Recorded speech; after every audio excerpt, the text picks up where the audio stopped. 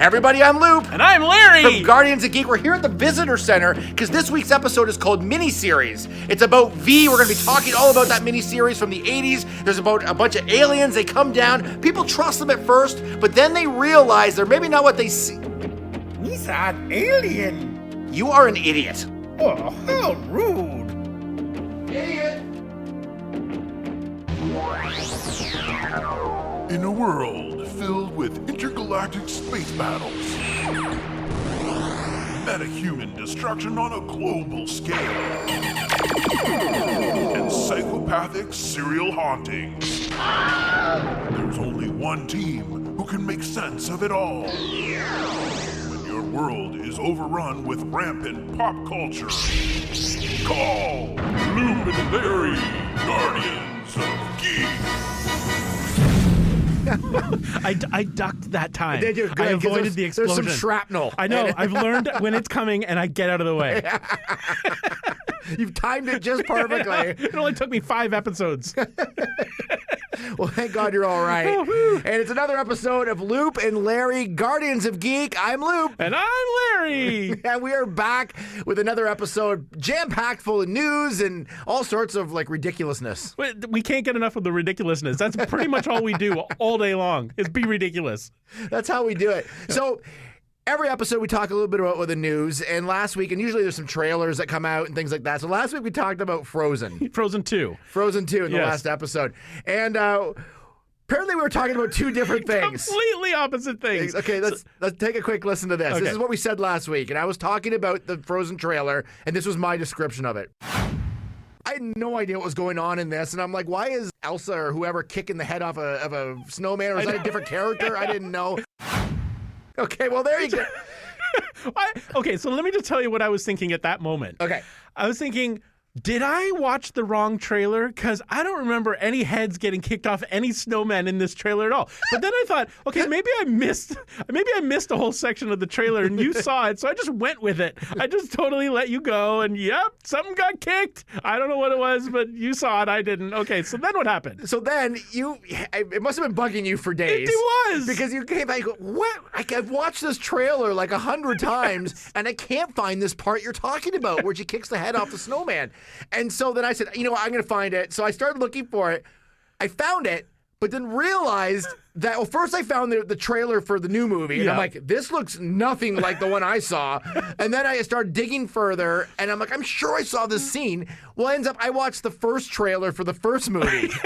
But having never seen the first movie, you didn't even know. I didn't know.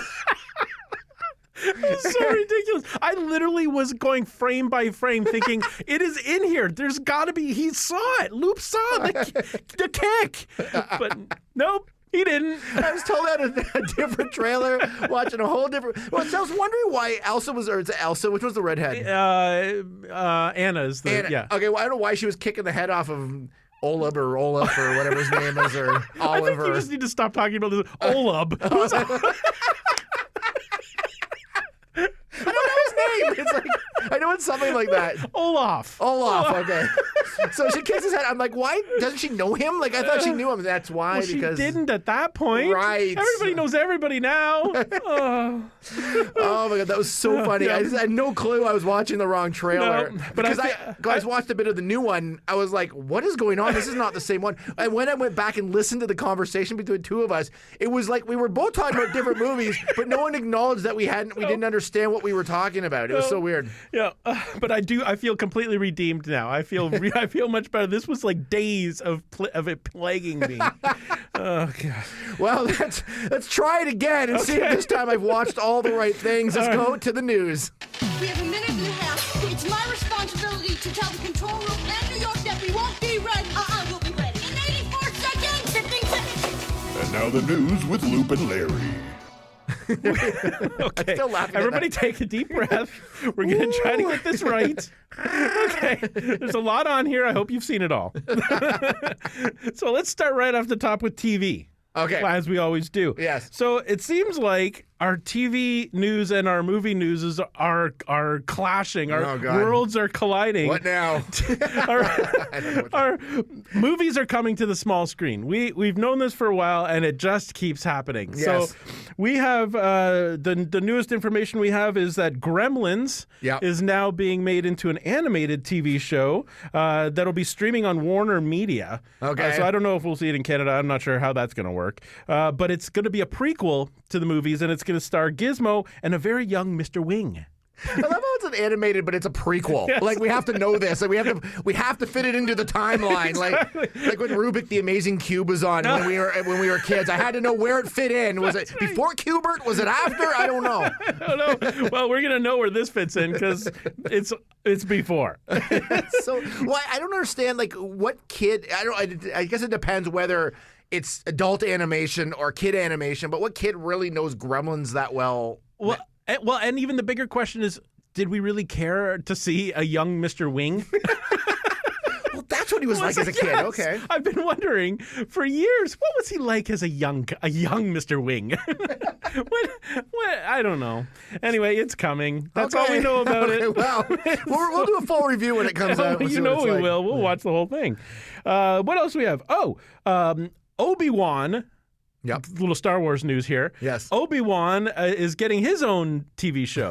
So he was at one point supposed to have a spin-off movie, a Star Wars story, Obi-Wan, a Star Wars story. That was scrapped in light of the Solo debacle, unfortunately. But now he is going to be given his own TV show. Well, that's cool, actually. It is actually really cool. And even cooler, it's starring Ewan McGregor as Obi-Wan. Which makes perfect sense. It I think does. that's cool that they're like he would do the movie. I think so too, and he's for years said that he wanted to come back and reprise that role. So it's awesome that he's getting to do that. And apparently, it's going to take place between Revenge of the Sith and A New Hope. Okay, so it's leading into the original trilogy. And this is all information from Star Wars News.net, so it's pretty reliable. Excellent. So I think that's exciting, and I think with the new Disney streaming service, I think we're going to see a lot more of this sort of Star Wars television production. It's again, they're going back to the before, like the prequel stuff instead of moving forward with that series. Yes. But this one's cool just because Ewan McGregor's in it. Well, it is, and it's a 6-part series, so it's going to be like 6 hours. They're going to have a lot of time to tell whatever story they're going to tell. So it's going to be an interesting take on it. So we'll see how that goes. What else do we have? Back in the day when Loop and I were little people, we used to obsess over the Sid and Marty Krofft shows. We loved them. We watched them all. The first Sid and Marty Krofft sort of production, they didn't produce, they did some set designing, some costume, was called Banana Splits.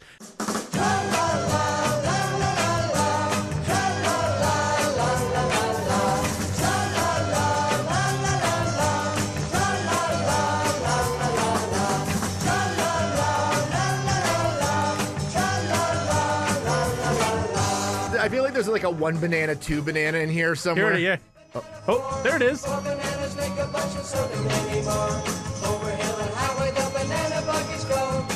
Why does this want to make me kill somebody? What a perfect segue into what's happening with this show, because it is being rebooted on Sci-Fi as a horror thriller show.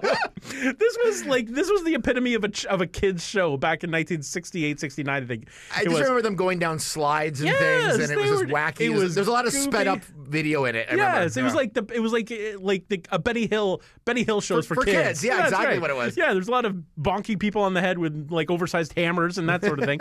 But it was absolutely a kids show. There was no question about that. It was kind of creepy, but it was a kids show. Now they're bringing it back as a full-blown horror television show where apparently a kid and his mother go to a taping of Banana Splits, and they're in the studio, and then things go horribly wrong for them. So I don't know if they are attacked by the foam rubber creatures. I don't know how that's going to go. Imagine just being like in the dark and you hear that music just start coming in. I'd be out of there pretty quick. That's pretty horrific, really, It on is. its own. So I will be first in line to watch this thing in my living room because it's on TV. But I was a big fan of the show, so I'm kind of excited to see where they take this one. What else? Oh, speaking of horror, of course, The Haunting of Hill Hill House. Yes, great series. Excellent series. One of the best of last year has been given season 2. Yep. It is actually coming out in 2020, but they've announced that this is now going to be an anthology series. So the next season is not going to be about Hill House at all, nor will it have any of the cast from that show. It's going to be called The Haunting of Bly Manor. Okay. Yep. And Bly Manor was the featured home in a book called Turn of the Screw. And that movie actually was made in believe in the 1960s into a movie called The Innocents. So it's had a bit of a history. Yeah. But anyway, so it's essentially about a nanny who's looking after some children, and the family starts seeing ghosts, and the children start going bananas. So na na na na na na na. See, no, we put it all together. Everything we talk about has a link.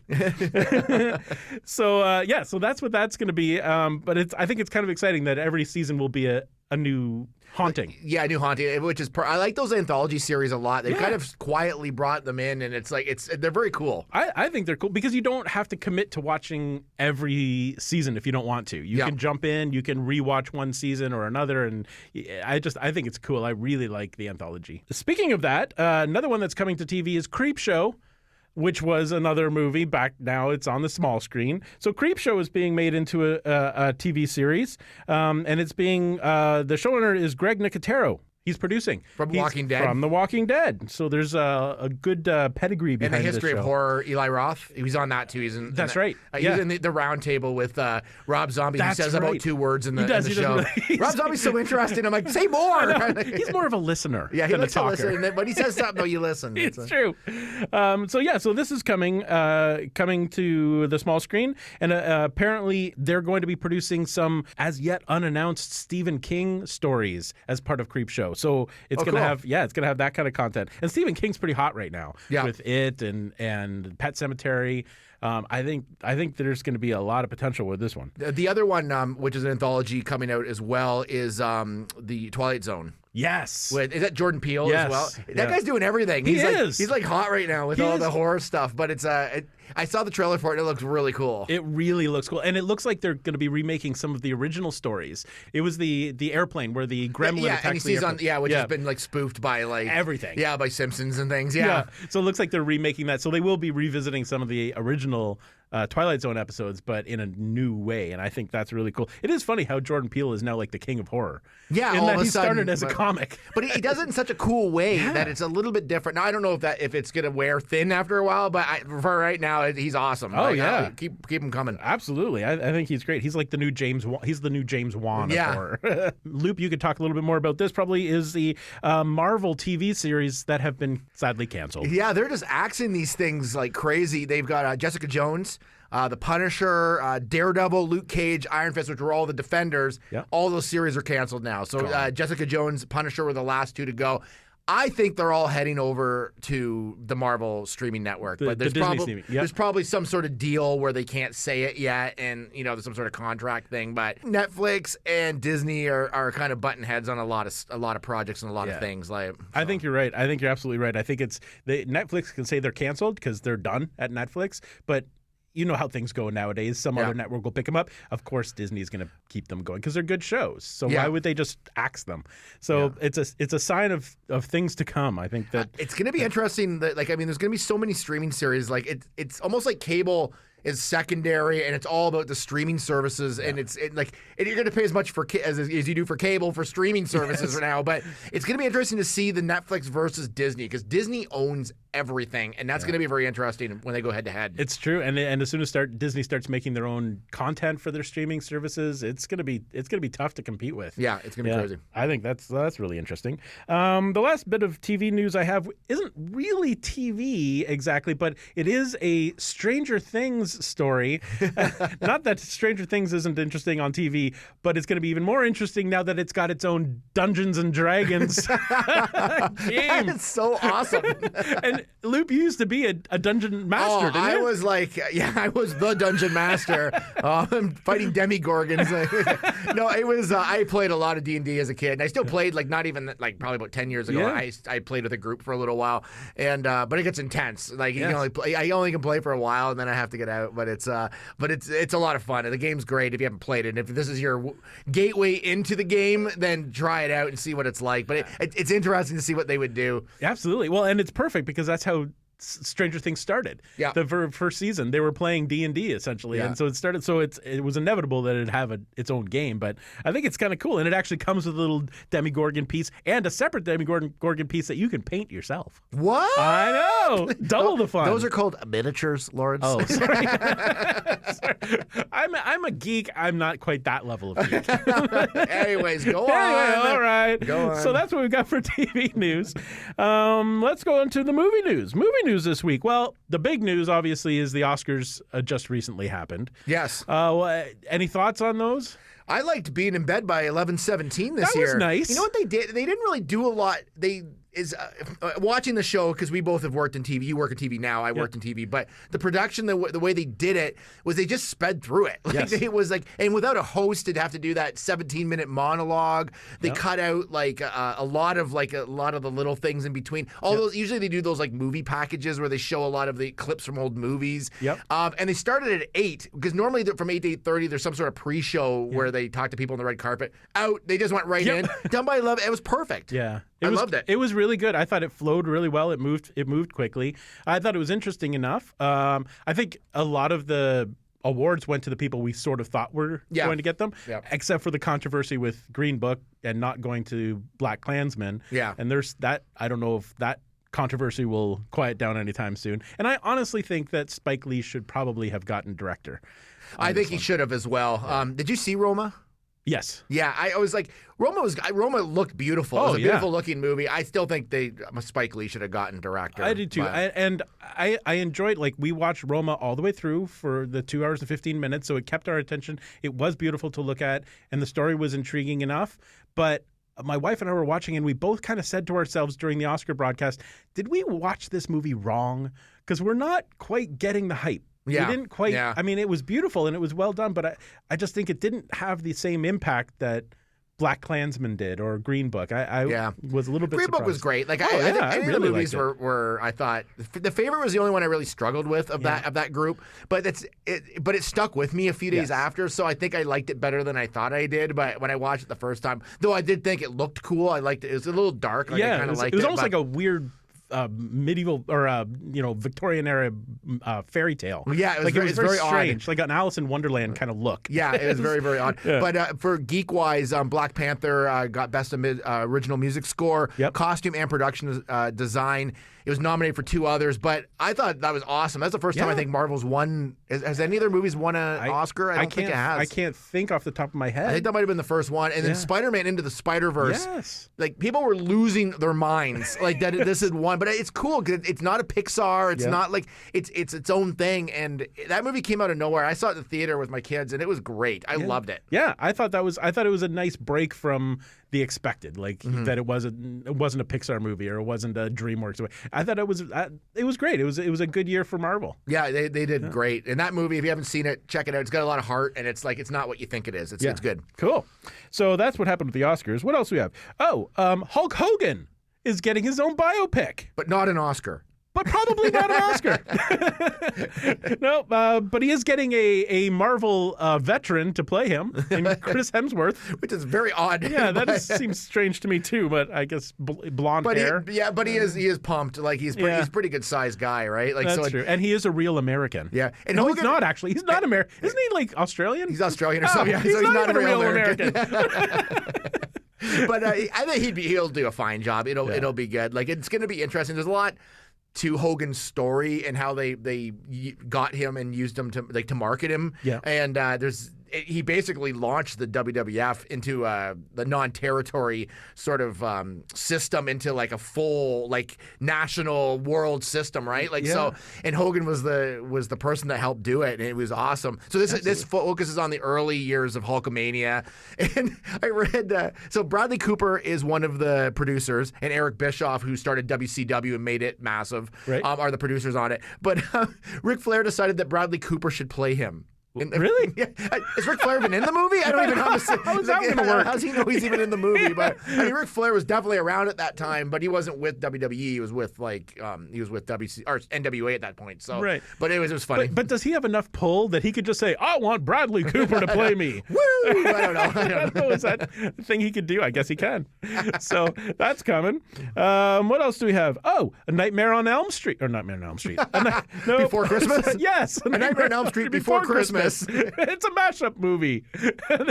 Sorry, Nightmare on. Oh, I'm stuck on Nightmare on Elm Street. It's a Nightmare Before Christmas. Yes. We'll get it eventually. Probably not, but anyway, it is apparently getting a sequel. And this one might actually be a live action version rather than a stop motion animation. So I'm not sure if they're going to CG animate Jack Skellington and in a real world, if he comes to New York and has to survive, and I don't know. I don't know how they're going to do that, but apparently that's a next step for Disney. I personally would like to see some new stories and some new things happening rather than just them remaking stuff. And a lot of the things we've been talking about the last few weeks have all just been remakes coming out of. It's like this is going to be the year of the remake. Absolutely, that's what it sounds like. Or the reboot or the whatever. Yeah, whether it's on the big screen or the small screen, it's all familiar stuff that's happening again. Yeah. Speaking of which, here's another one. Are you afraid of the dark? Oh no! Do you remember this show? This was this was Canadian. It was on YTV. Yes, yeah. And then it was also, I think, on Nickelodeon at one point, right? Nickelodeon. Yeah. It was the Canadian version of Goosebumps. Yes. So it was like the kids, like the family-friendly, scary TV show. And they get scared watching, and they'd say sorry. Yes, they would. sorry for scaring you. Sorry about that. Sorry. So apparently it's getting a movie. So now we've got the small screen going to the big screen. Yeah, there you go. Yep. So it is getting a movie. Again, no ideas. So yep, pulling them out again. But there you go. So something new, although it is another sequel, is a movie called 3 from Hell. And this is, we've already talked about him once today. Let's talk about him again. Rob Zombie. Nice. Is creating a sequel to the Devil's Rejects, which was a sequel to House of a Thousand Corpses. Yep. So this is like, I don't know if this is the last of his trilogy. I don't know how that's going to go, but anyway, it's another version. And quite honestly, I thought those two movies were terrific. Yeah, they're totally two different movies. Yeah. The Devil's Rejects, I should watch again. It was a little more Tarantino. It was, but I loved House of a Thousand Corpses. Yeah. There's some great stuff in that movie. I really like that. But he changed direction completely for the Devil's Rejects. It was more of like a 70s sort of serial killer-y kind of thing, but it definitely have a Tarantino feel. Yeah. So it'll be really interesting to see how he does this third one. Is it going to be another totally different take on it? But apparently all of the main players are back. What's her name? Sherry Moon, his wife. Yeah. And Sid Haig, I believe. They're all coming back. So that's something. What else do we have here? Here's a good one that I don't quite get. Okay. This falls under the category of just because this thing exists doesn't mean a movie needs to be made of it. Okay. The Viewmaster is getting its own movie. Oh my God, I know. It's like so. So Lego, of course, is a toy, and then they've made a few other movies based on toys. Like, who could forget Battleship? Well, of course, that was a big one. That was a huge movie. But they've been doing this, and so now they've decided Viewmaster. Yeah. Mattel and MGM have decided to put that together. I don't understand. Like Lego, you could build things, you could create a world, you could create a whole. But Viewmaster, is it just going to be like 3D slides going by? I'm thinking. Or is it? The other thing I was thinking is it going to be on a round screen? Yeah. It's like I don't know what they're doing with this. I don't know if they can make it innovative somehow. I'd be all in. But Viewmasters weren't that interesting to begin with. No, I don't know how. they were interesting in 1930s. Yeah, well, they were good for like 2 minutes. Yeah, because remember you'd buy them and they'd be like themed of a show or Yeah, something, and it was like 4 pictures on it, and you're like, that's it. And then the pictures were in 3D because they had that 3D effect. Yeah. So that was kind of cool. But again, 5 minutes later, you were done. Yeah. So I don't know. I have no idea how they're going to turn this one into a movie, but we'll see. What else? Gwyneth Paltrow Yes. is out of Marvel. Yeah, she has announced that she will no longer be playing Pepper Potts. And when a tree falls in the forest and no one's there to hear it, I don't know. It's like there's going to be a lot of people who aren't going to be coming back to the series. So No. I don't think Pepper Potts is like that instrumental in it. I mean, she was good, but I mean, she never really did anything like that. Was like that. Are people really going to miss her? I don't know. Most of the time, she was just like shaking her head at like Tony Stark. And that was like, you know what I mean? Like, and going, like, that was like basically her part. That's pretty much true. So, but a big deal is being made of the fact that she's out. So we'll mention it here. Well, she made a big deal. That she made a big, and now we She are. was great and for we are what she too. did, but I mean, it was like, I don't know if it needed an announcement. No, it really didn't. I don't think anybody would have, going forward, been like, where is Pepper Potts? I need that Pepper Potts. I don't know. The only other thing that we wanted to talk a little bit about with news this week is the issue with fake reviews and fake stories about news and how it's affecting the Rotten Tomato scores. This seems to be happening a lot. Well, it's funny how we depend on these Rotten Tomato scores, right? People Yes. look at them, but they don't always they're not always effective because the critics bombed Bohemian Rhapsody and then Yeah. it became a big hit. Yeah. So, I mean, it's not always that effective, but they're really just trying to destroy, like Captain Marvel was like I think there's another movie too they're trying to do it too, but Captain Marvel specifically, they're trying to so they're putting fake reviews out before the movies even come out. Yes. None of these people have seen it, but they're putting it's just to bring the score down. And I don't know why. I don't know if it's an anti-capitalism thing. I'm not sure exactly what it is, Well, but part of it has to do with Brie Larson because she had said something like she wanted more women to for interviews, like sort of thing. So I think people were mad in there. I think there's people that are mad that it's a female hero that it's all based on. Like there's a lot of sexism going on in it, and it's all stupid. And it's like people grow up. yes, seriously. Like it's a movie. It is just a movie. This is not going to change your life. no, and it's probably going to be great. Yes. But it's just a trend that we're seeing that, So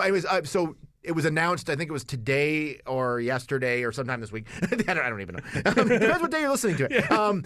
That they, Rotten Tomatoes have taken that function out so you can no longer review movies before they've come out. Oh, perfect. So, which will stop. I mean, people can still review after, but by that time there'll be good reviews and it'll all sort of even out. Right. But they've stopped it so a movie can't she was at 28% at one point, but it was no one's seen it. So it was they've stopped that. So now you can't go in and do a fake review.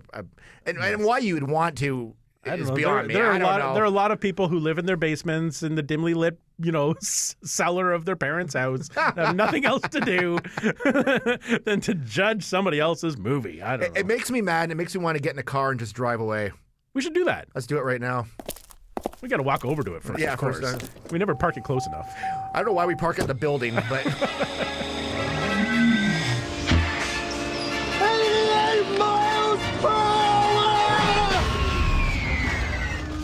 It is time for the pop-capacitor. But not before we do a little bit of a jog. We're back. I don't know why I have to run along with that. It's a theater of the mind. Pop-capacitor this week, we are going back in time. We went to the 70s last time. Yep. Now we're going to go back to about 84 or 83. 83, I think it was. Yeah, 83. And we're going to look at a show called V. Now, it was a mini-series at the time. Yep. Let's take a listen. A daring TV journalist struggling to uncover the startling truth behind the aliens' visit to Earth. And a beautiful and brave young scientist fighting for the very survival of the human race. Together, they take you on a fantastic journey to meet the visitors. Prepare yourself for a television event that's out of this world. Prepare for V. Next. Whoa. I'm prepared now. If I wasn't prepared before, I sure am now. It's like the television event that's out of this world. Thanks, we got it. It's like they're aliens. Okay, we got it. Exactly. Pun intended. So just if you've never seen V's about these big alien ships show up on Earth, no one knows why they're there. Then the visitors come out who look a lot like us. Yep. And then that's where it's like who can you trust, who can you can't. And the visitors are here to help, Lawrence. That's all they want to do. Well, that's what they want to do. They're the Friendship nicest is people. universal. That's right. They just want to take care of us, make us better human beings. That's all they want to do. They need some help from us, and we can get some help from them. Exactly. Why would you not want to accept them into our world? They're just nice people. But then, So this movie, I remember when this miniseries came out, it was like, I was blown away by it. Yeah. Like, I fell in love with this miniseries. I thought it was so cool because Star Wars, of course, I think had just come out recently around that time, and it was another sci-fi sort of thing, but it was cool because they all wore like these red jumpsuits, and they all kind of looked the same, and it was like, oh, this is cool. They had this really cool vibe to it. Yes. And I remember, and I don't know why, and this is embarrassing, but I was a huge Mark Singer fan. really? Yes, and so I don't think anybody has ever said that no, they before. haven't. And Mark Singer was like the lead in it, and he was the cameraman, and a news camera guy who gets invited onto the ship because he was the only one that was allowed to go on and cover it when they first came. That's right. And but he was also in Beastmaster as well. Oh, so there's yeah. all these movies I liked, and Mark Singer was in everything I liked. So he was like the action hero to me. But at the time I didn't realize that he was like sort of like a B action hero. Yep. But to me, he'll always be an A+ action hero to me, and Mark Singer's the best. I was gonna say that. Well, he's pretty good. If he ever comes to Comic-Con, I'm all over that. This is going to be a big one for you. Yes. If he ever shows up, Mark Singer, if you're listening, just please come out just so he can make Loop happy. He talks about this nonstop. I'm obsessed with Mark Singer. It's true. But yeah, so the show came out. So I was looking a little deeper into the show. Apparently, before it came out, the original title for the show was not V. It was actually Storm Warning. Oh, really? Yep. And the show was not going to be about aliens at all. It was going to be about a fascist government that takes over the world.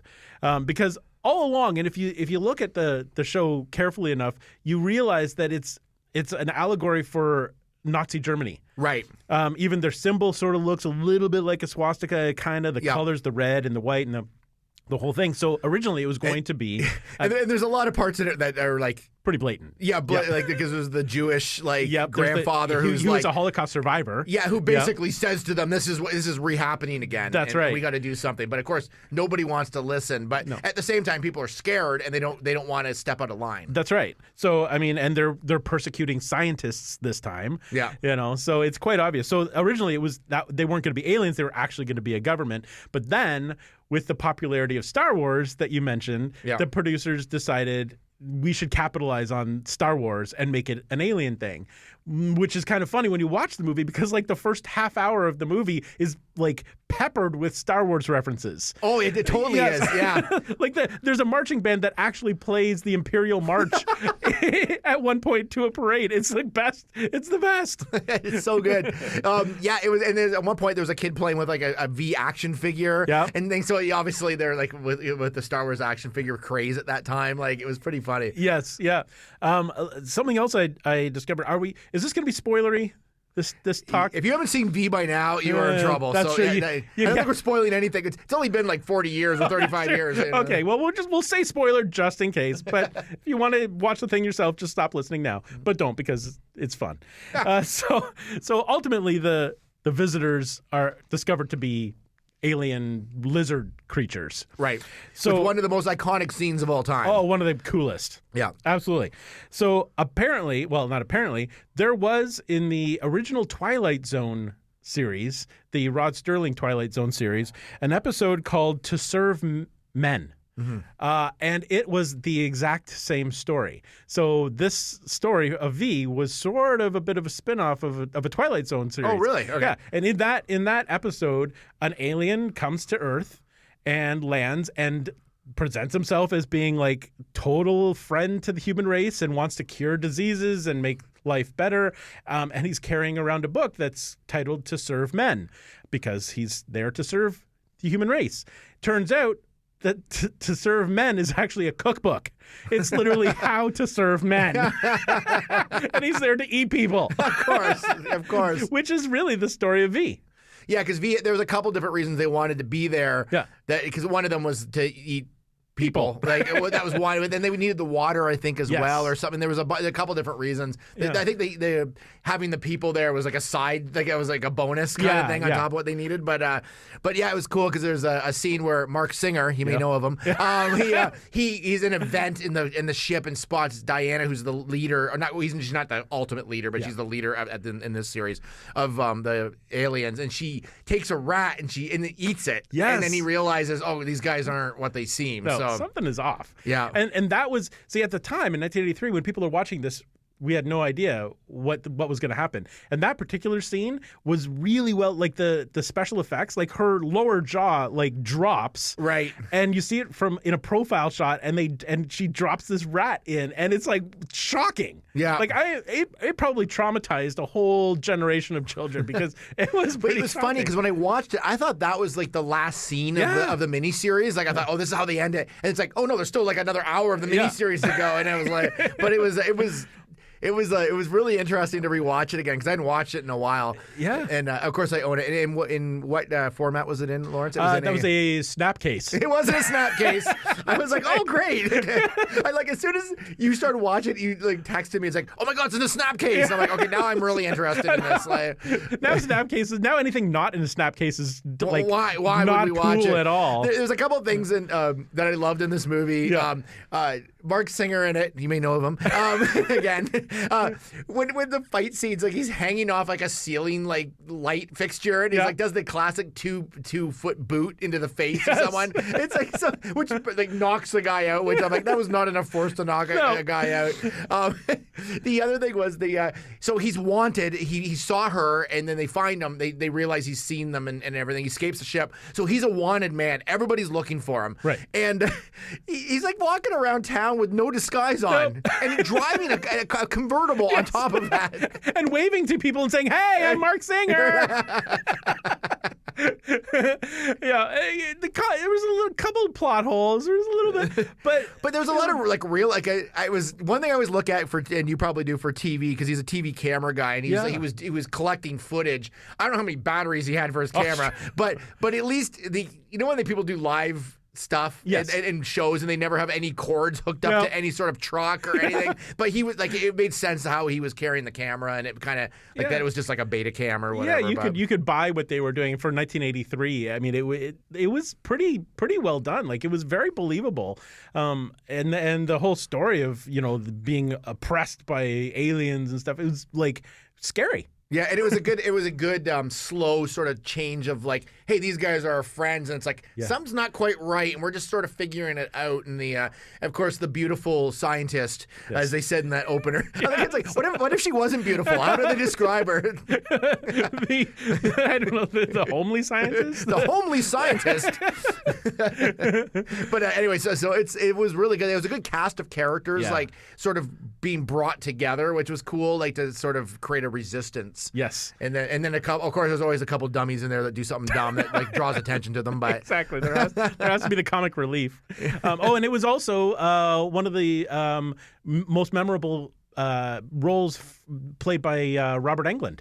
Oh right, yes. Who was yes, I Freddy forgot about Krueger? that. Yeah, going back to the Nightmare on Elm Street. That's why I couldn't get it out of my head. Nightmare on Elm Street. Yeah, because he plays a V, like one of the visitors, but he's not really with them. No, like he's sort of like he's with them, by nature, but he's really kind of dim-witted. Like I feel like he's very innocent. He's very innocent. I just feel like he needed a job. Yeah. And so they were like, "We need a garbage collector on the mothership.